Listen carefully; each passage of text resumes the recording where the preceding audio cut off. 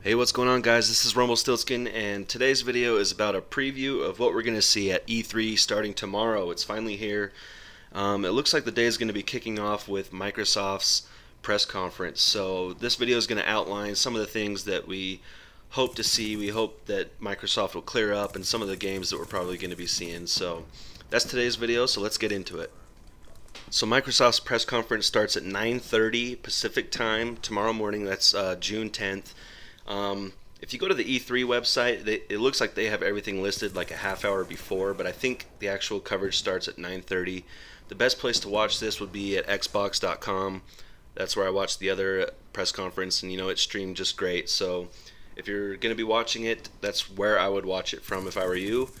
But let's see. Let's get into what they're going to hopefully be talking about. What I would like them to do is to clear up some of the confusion. Their first announcement left us with a lot of unanswered questions, and they didn't really show games and everything. But one thing is the internet connection requirement. It sounds like you will have to have an internet connection to play Xbox One or to even use it at all.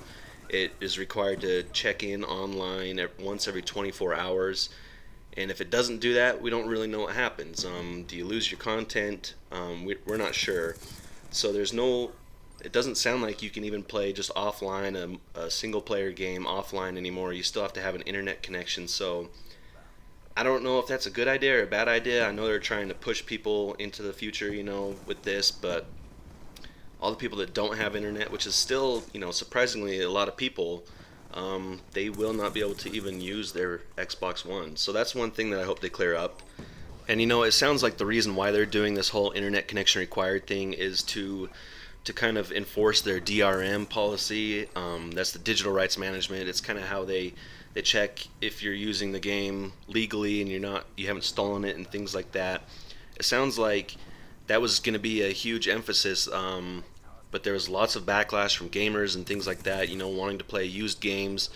They were saying that you would have to pay a fee to play used games, and that fee could have even been the full price of the game. So we don't know any of those details, but it sounds like in order to share your game, you're going to have to you can set up a family of 10 members that can use all the same content. So I don't know if you want to share your games with your friends, if you can just set them up as part of your quote family, or what you have to do. I don't know. It sounds like it's something they need to clear up for sure. Microsoft was kind of backpedaling on this issue, it sounds like, and it sounds like they're going to just leave this up to the developers and the publishers to enforce this. So they're basically just giving them, the means to enforce this, but Microsoft doesn't necessarily want to be the bad guy. So I don't know. We'll see how that all turns out, which I think is kind of ridiculous. I mean, to say that someone can't buy a used game, I don't know. I understand that some of these games have costs, especially online multiplayer games. They have servers, so more people using it costs them more money. But to say that someone can't buy a used game and you have to pay the full price, that to me is a joke. I mean, can you even imagine if like car manufacturers said you can't buy a used car because we don't get the money from the used car, and you have to pay a fee and that's the full price of the car? I mean, just think about that for a minute, and I don't know. I think it's ridiculous to. It kind of just sounds like they're being greedy money whores, and they want all the money that they can from everybody that plays the game, which I just don't think that's how it works. But speaking of games, what games are we going to see? So let's get into that next. So the games we can expect to see, or at least I'm going to be talking about the exclusive games. Microsoft at their press conference, they talked about how they're going to have 15 new exclusive games, and we've only heard about 3 of them right now.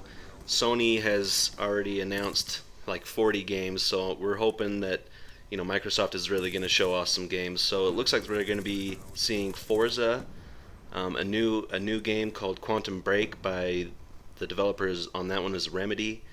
Another new game called Ryse, and that's by Crytek. We all know them. And another brand new game called Titanfall. Now this is the Respawn Entertainment one.